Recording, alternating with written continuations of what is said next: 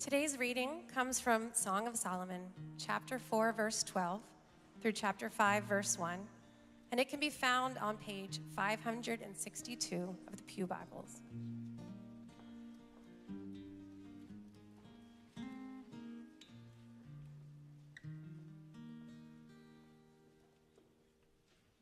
A garden locked is my sister, my bride. A spring locked, a fountain sealed. Your shoots are an orchard of pomegranates, with all choicest fruits, henna with nard and saffron, calamus and cinnamon, with all trees of frankincense, myrrh and aloes, with all choice spices. A garden fountain, a well of living water, and flowing streams from Lebanon. Awake, O north wind, and come, O south wind. Blow upon my garden, let its spices flow. Let my beloved come to his garden and eat its choicest fruits. I came to my garden, my sister, my bride. I gathered my myrrh with my spice. I ate my honeycomb with my honey. I drank my wine with my milk. Eat, friends, drink, and be drunk with love. This is the word of the Lord.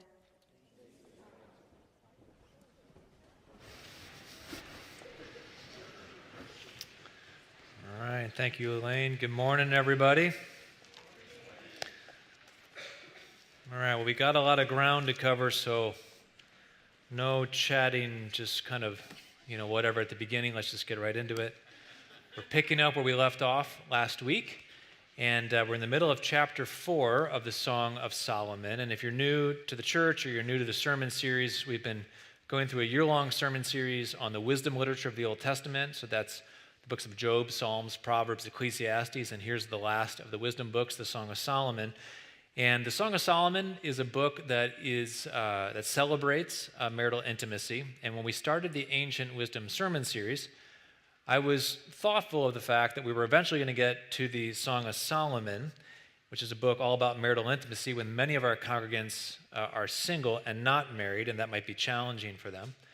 So challenging, yes, but not irrelevant, and that's why the first week or so of the series we focused on the New Testament's teaching that shows us that the primary reason that God gave us, human beings, the covenant of marriage was so that it could serve as a living witness or a visible sign of Christ's union with the church. So the song, in teaching us about earthly marriage, whether we're married or not, is teaching us about our heavenly marriage to Christ. And the Christ church paradigm that we keep going back to in all of our sermons on the Song of Solomon, that's not just some sort of add-on that I've brought in to kind of keep it relevant for all of those that are single. That is the point of the Song of Solomon. All right, so if you're single and you don't think that this sermon series has been for you, it's possible that I have not been preaching well. It's also possible that you have not been listening well. But my prayer in all of this from the very beginning is to help us see that the covenant of marriage, whether we are participating in it in an earthly sense, is meant to point us to the beauty of the covenant of marriage between Christ and the church, which all of us as the people of God participate in. All right, so we're going to dig into this text here, kind of along those themes again, and we're going to look at what this passage has to do with our covenant with Christ and God. Okay, I'm going to apply this text in 3 directions. I want to apply it first to sexuality in general, so I have some general comments about what the text teaches us about sexuality. That's going to have some more direct applications, principally to those that are single. And then I want to apply it to marriage specifically. And then third, which is the kind of the culmination of it, I want to apply this text to Christ and the church. But before we move to any application, let's try to get our head around what exactly is going on here in this text. All right, as we saw last week, all throughout chapter 4, the groom is extolling the physical attributes of the bride. So in the first half of chapter 4, the groom uses a rich array of ancient Near Eastern similes. He says her eyes are like doves, her hair is like a flock of goats, her cheeks are like pomegranates, and her neck is like a tower. Now, these are not necessarily similes that would be flattering to 21st century brides, but apparently they were flattering to the brides of ancient Israel. But here in 412, we pick up this morning another image, another metaphor. The groom says that the bride is a garden locked, a spring locked, a fountain sealed. The bride as garden. What do we make of this metaphor? Now, in our day, when we think about gardens, or the English term gardens, we tend to think of what we have in the backyard, or grandma's tomato patch. We think of a small plot of dirt with rows of vegetables. But in the ancient Near Eastern context, when the song was written, the Hebrew term garden didn't refer to one's kind of private backyard vegetable garden. It referred to a large royal park that would be built next to, most often, the palace of the king. And it included forests of trees, and fruit trees, and springs, and rivers, and vast landscaping, even exotic animals. So you can ever been to Disney's Animal Kingdom? It's a bit more like that than like your grandma's backyard. These were vast forest estates. An example of an ancient Near Eastern garden can be seen in the Bible in Ecclesiastes. So if you're with us for the Ecclesiastes portion of the sermon series, in Ecclesiastes 2, the king says, I made gardens and parks for myself, and I planted in them all kinds of fruit trees.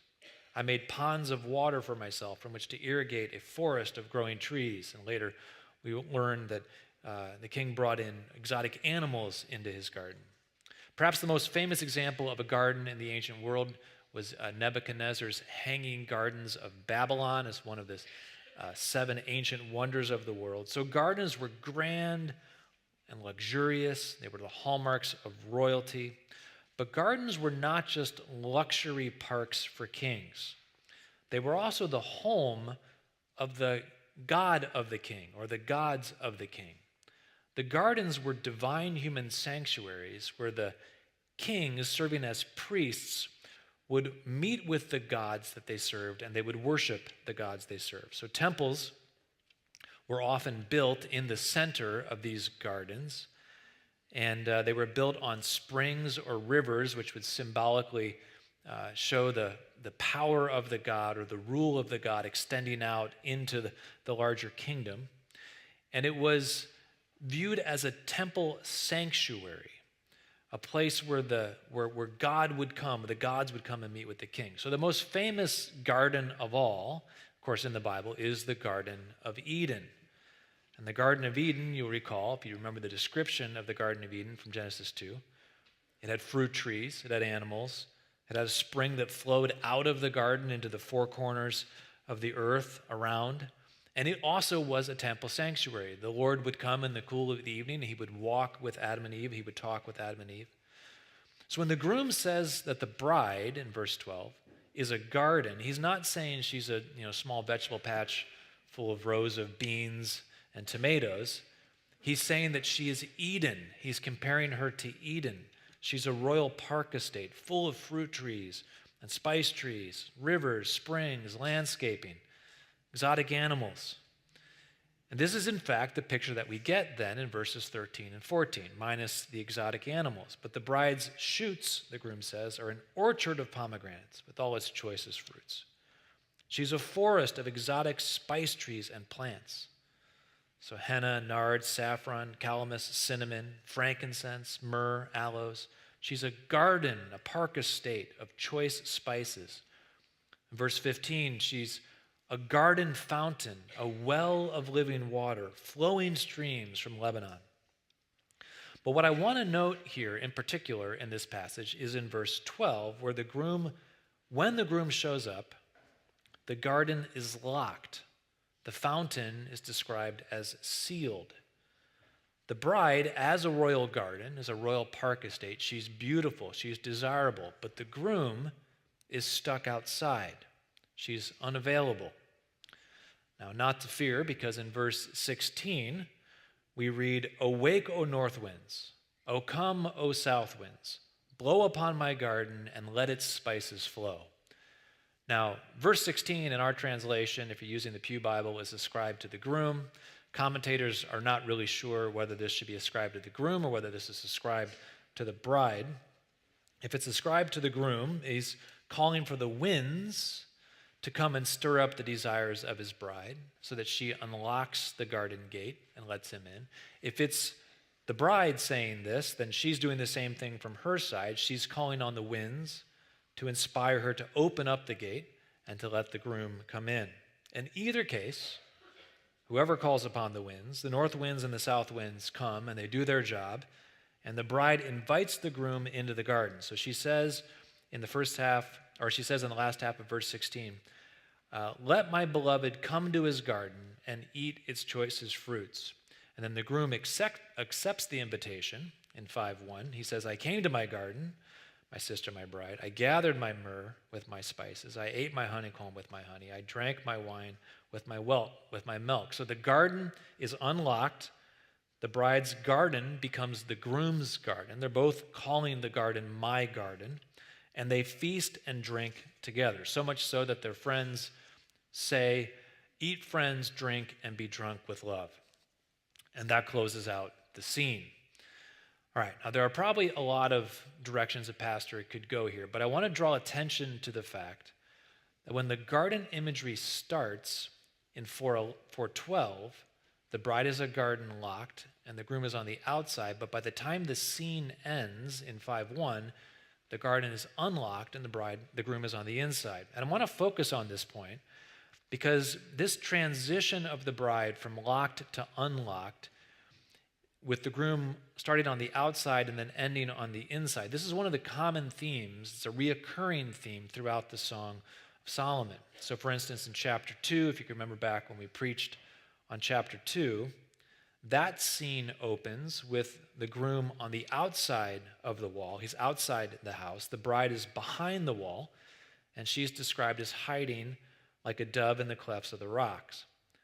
Here in 4:12 and following, we have this imagery of a locked garden with the groom on the outside. In the very next scene that happens in chapter 5, immediately following, again, the bride is locked. This time, she's locked in her bedroom, and the groom stands outside the door knocking to be let in.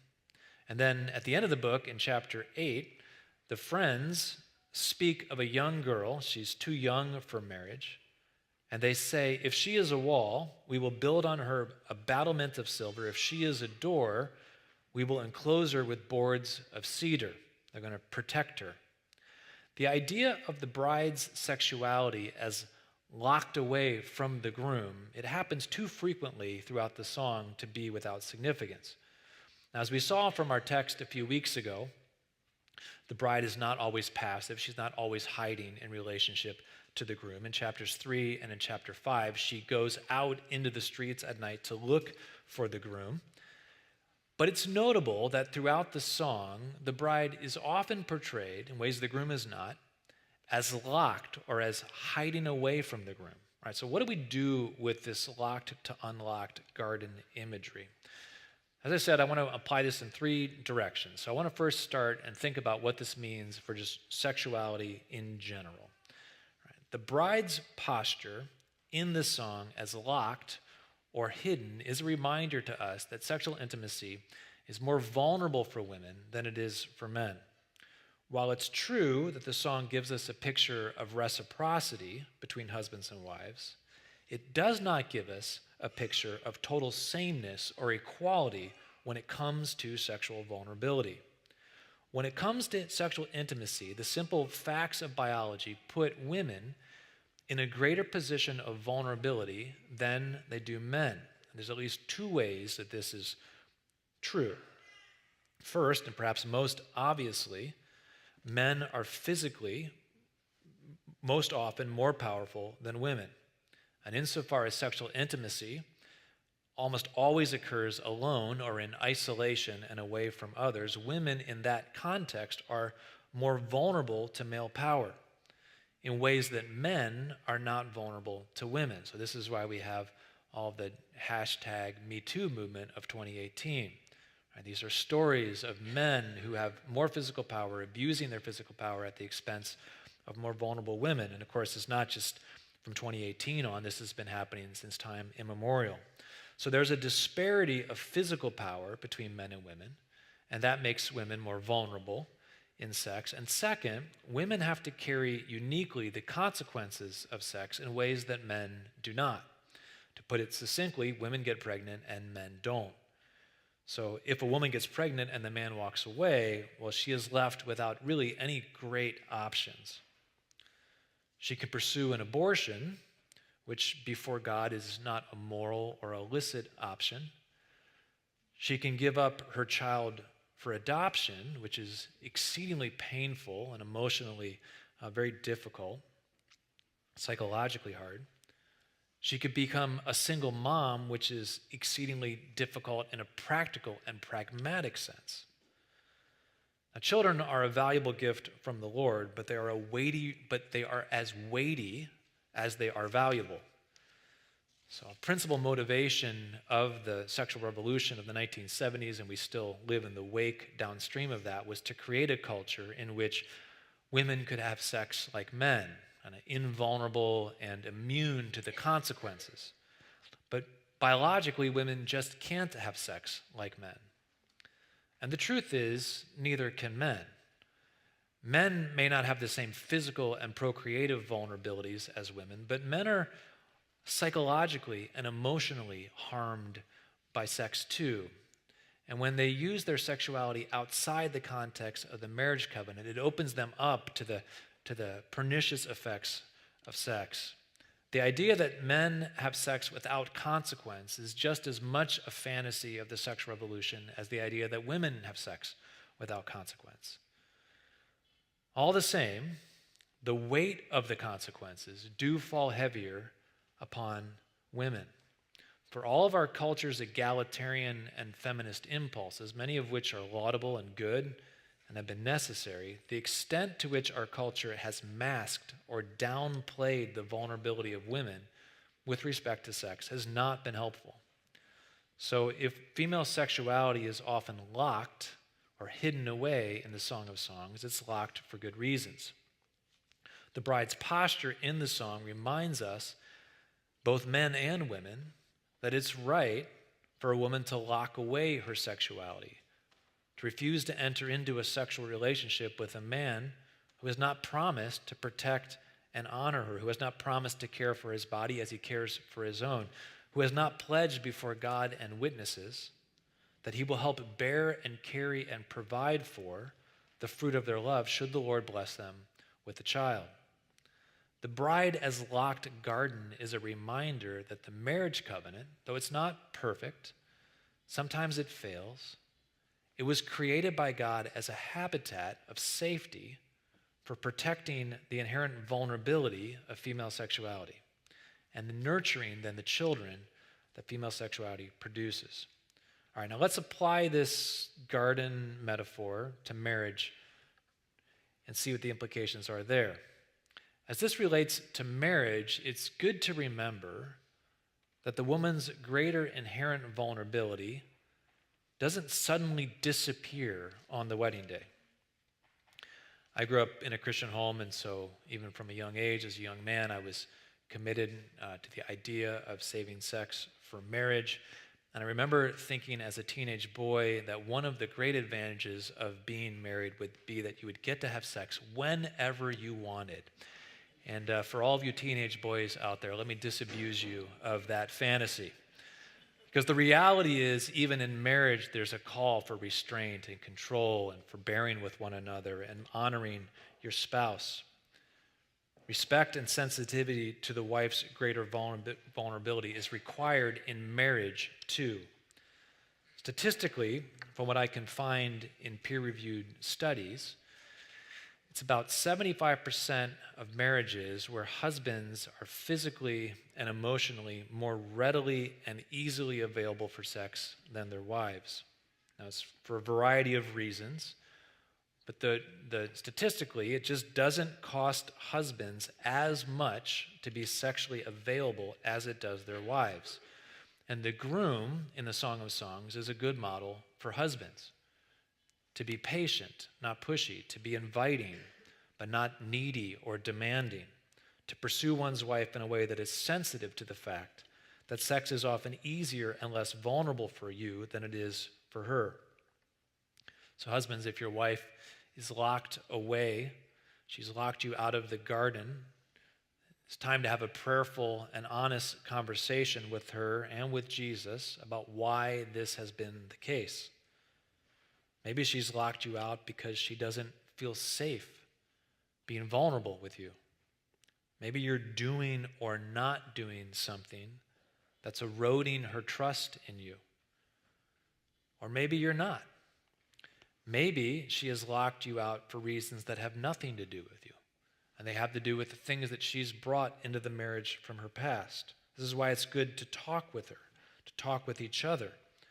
Marital intimacy can be very complicated, and I'm not pretending that I'm going to resolve all of your marital intimacy issues if you're married here with a general sermon on marriage. And I know that in some marriages, it's the wives who lament the sexual unavailability of their husbands, and that's a real thing, statistically, at least in 25% of marriages, and it can cause a lot of pain there too. In most marriages, there's most always some level of mismatch regarding the desire for sexual intimacy. One spouse desires sex more than the other. Typically husbands, but not always the case. And in either case, if you're a husband being locked out by your wife, or you're a wife and you've opened the garden gate but your husband won't come in, you need to talk to each other about it. You need to pray about it. You need to ask the Lord for help. Don't settle for a sexless marriage. God designed marriage to include joyful sexual intimacy as a typological foreshadowing of our joyful spiritual intimacy with Christ. Keeping a garden cultivated is a two-person job, and both the husband and the wife need to work at it. It's actually kind of nice in verse 16 that we don't know who is calling upon the winds to come blow. Is it the husband or is it the wife? And maybe the answer is yes. Marital sexual intimacy can be life-giving, and when the Lord blesses, it can be life-producing.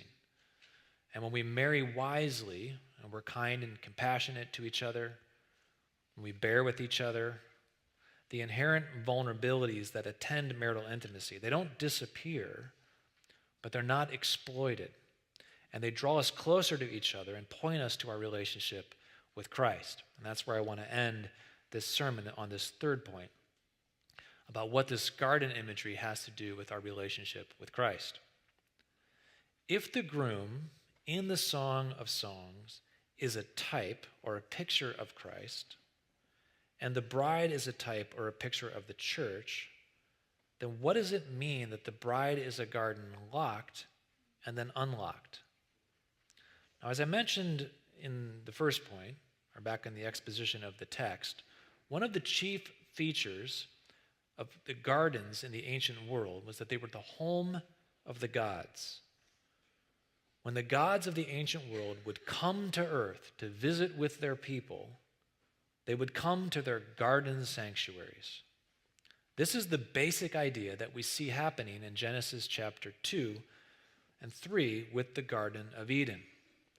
Now, we don't have time to go into all the details, and I've preached on this in other sermons, but the imagery and the language of Genesis 2 explicitly describes Eden as a garden sanctuary. It's not just a paradise where like Adam and Eve can kind of hang out and have, fruit. It's specifically and explicitly described as a garden sanctuary, a holy place. It's a place where the Lord would come and meet with Adam and Eve. When the Lord descended from heaven to earth, this is where he would come. He would come to Eden. And as we move through Israel's history, the garden sanctuary of Eden is carried forward in the description of the constructions of the tabernacle and then the temple.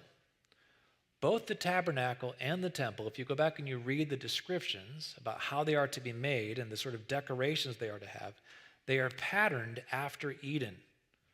And they, in many respects, can be seen as a replacement of Eden. So we look at the sweep of biblical history from Genesis all the way through, Eden is the garden sanctuary of God that then gives way to the tabernacle, which is the garden sanctuary of God, that then gives way to the temple, which is the garden sanctuary of God, that then gives way to the church, which is the garden sanctuary of God. The idea of the church as a new Eden or a new temple or a divine sanctuary, we can see this all throughout the New Testament, but in 1 Corinthians chapter 3, Paul says to the Corinthian church, "Do you not know that you, Corinthians, you are God's temple, and that God's Spirit dwells in you?" Or again in Ephesians 2:21, he says that the church is growing into a holy temple in the Lord. Or Peter says in 1 Peter 2:5 that we as Christians are living stones being built up together into a spiritual house, the house of the Lord, to be a holy priesthood. In the same way that God communed with Adam and Eve in the garden sanctuary, in the way that he indwelt the tabernacle and the temple, so too God indwells and enters into his people in the church. And what's noteworthy about the song's symbolism of the bride as a garden is not that we're given a picture of the bride and the groom dwelling together in a garden. Rather, she is the garden in which the groom dwells, just like we are the temple in which God dwells. So the typology, the symbolism of the bride as garden is not just a statement about the beauty and the luxuriousness of the church or the desirability of the church or the passion that Christ has for the church, but it's a statement about how we as the people of God are the home of God. We are the dwelling place of God. The heavenly bridegroom longs to dwell in and with us, just like the earthly groom longs to dwell in and with his bride. But if the song teaches us about God's desire to be in and with us, it also teaches us about our vulnerability and our hesitancy to let him in. We humans live with a constant awareness of our vulnerability. This is true for men and for women. And even apart from sin, we realize that we are fragile, we're delicate, we're easily harmed. And all of us, both men and women, we are reflexively prone to self-protection. And sin only complicates and heightens our sense of vulnerability. We've all been hurt in the past. We see the dangers of the world around us. We read the newspaper. We go online.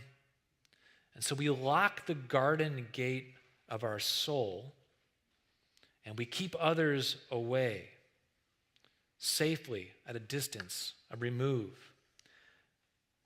But if we're not careful, in our desire to self-protect, we can end up self-protecting from God. At our men's retreat this last weekend, or 2 weekends ago, one of our major themes was about the need for relationships and about how men, we're prone to withdraw away from relationships. This is true for all of us.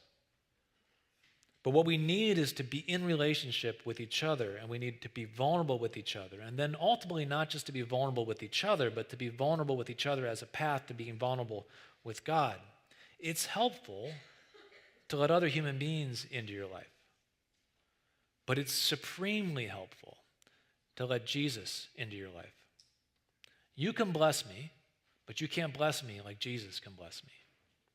And you can comfort me, but you can't comfort me like Jesus can comfort me. You can affirm me and assure me and love me, but not like Jesus. This is why the marriage typology of this song always is pointing us to Christ. Because if we think that the truest blessing of life only comes when earthly grooms enter into earthly brides, we're missing the whole point of what marriage is about. It's not a sign about itself, it's a sign about the great marriage between Christ and the church. As long as Christ is outside the garden gate, then we as human beings are robbed of the peace and the joy that only he can bring to us. Look back at our text here, end of 4:16 and then 5:1. The bride says, "Let my beloved come to his garden and eat its choicest fruits." And the groom says, "I came to my garden, my sister, my bride. I gathered my myrrh with my spice. I ate my honeycomb with my honey. I drank my wine with my milk." Jesus wants to come into the garden of our lives to feast with us, to love us, to enjoy us, and to enjoy us enjoying him. So the question for all of us here this morning is, will you let him in? Maybe you're a Christian this morning and you have let Christ into the garden of your life. In many respects, that's just what being a Christian is. To be a Christian is you unlock the garden gate and you say, "Christ, come in. My gate is open for you. Come into my life." Maybe you've done that. But maybe there is that one area of your garden that you keep fenced off, you keep locked in. Some place of pain, perhaps, or hurt. Maybe some sin you're especially ashamed of. Or perhaps it's a place that is simply just very tender. And you trust Christ for most things, but not for that thing.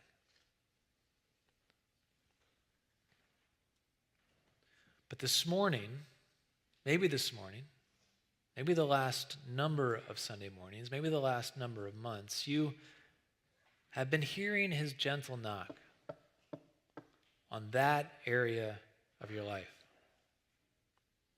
Don't keep him locked out.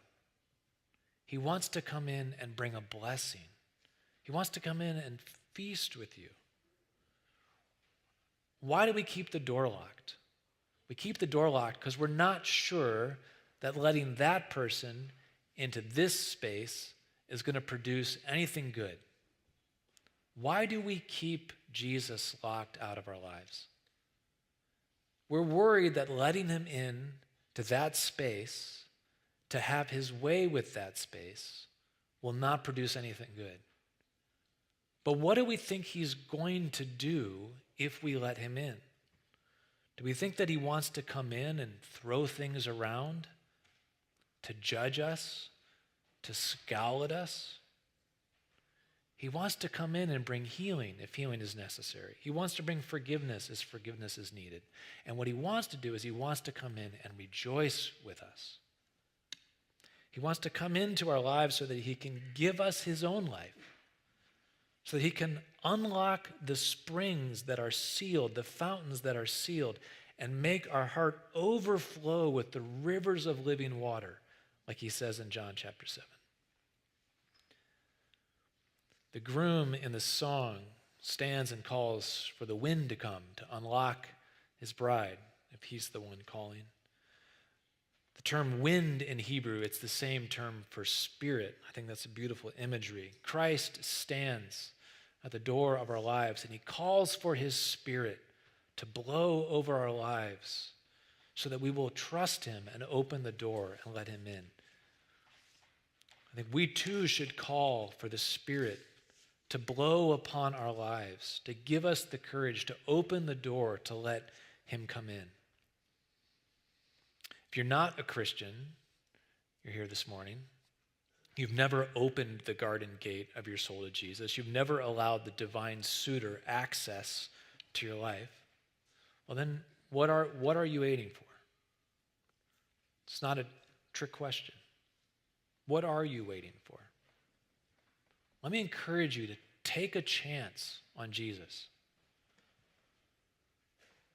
Maybe you're not even sure you believe in him. You keep the door locked because it doesn't seem like you should leave it unlocked because there's nothing out there that you want to come in. You're not even sure that Jesus is out there to be let in. If that's where you are, that's okay, because we all have to start from where we are. Maybe the best that you can do is to offer a prayer that would go something like, God, I'm not even sure you're there, And if you're there, I'm not even sure I trust you. But it's lonely in here by myself. So please, if you're out there, please find some way to come in. I don't know how to unlock the door, but I'm unlocking it for you as best as I know how. Meet me where I am. Give him the little bit of faith that you have. If you have a little bit of faith, it was given to you as a gift from him. Give him back what is his and see what he does with it. There's no greater love, there's no greater peace, there's no greater joy, there's no greater comfort than the peace, joy, and comfort that God wants to give you in the gift of Christ. All right, it's time for communion. In Revelation 3, we're given another picture. It's the end of the Bible. We're given another picture of Jesus on the outside asking to be let in. It's probably more familiar to us. It's famous. In Revelation 3:20, Jesus says, I stand at the door and I knock. If anyone hears my voice and opens the door, I will come in and eat with him and he with me. It's the exact same picture that we get from the Song of Songs. The groom wants to come into the bride to feast and to eat with the bride. Communion is this moment of feasting with Jesus. Communion is a reminder that we feast with Christ, that he wants to come into our lives. This is why we're eating and drinking, that metaphor that's all throughout the songs. It's baked into communion as well. We are eating and drinking and participating in Christ, just as he participates in us. We dwell with him and he dwells with us. As the elements are passed around this morning, let me encourage you just to take a moment. If there's some things you need to get off your chest before the Lord, some sins you need to confess, make the accounts short before God and you, then do that. But having done that, I encourage you to open yourself up in a fresh way to the Spirit's work coming into your life. Whatever Christ wants, whatever access he's asking for that maybe you've been sort of kind of boxing him out with, right? Open yourself up to where the Spirit is stirring in your life and see where Christ is knocking. If you're not a Christian this morning, we ask that you would let the trays pass as they're passed around. The moment of communion is a covenant meal. It's a covenant celebration that celebrates the church's relationship with Christ. And if you're not a Christian, then it doesn't make sense for you to participate in this meal. But even as the meal passes, don't let the moment pass, right? Because Christ wants to come into your life as well. He wants you to unlock the garden gate and to let him come in so he can renovate and change and bless and feast with you. So as this moment of distribution, take some time to open yourself up as best you can.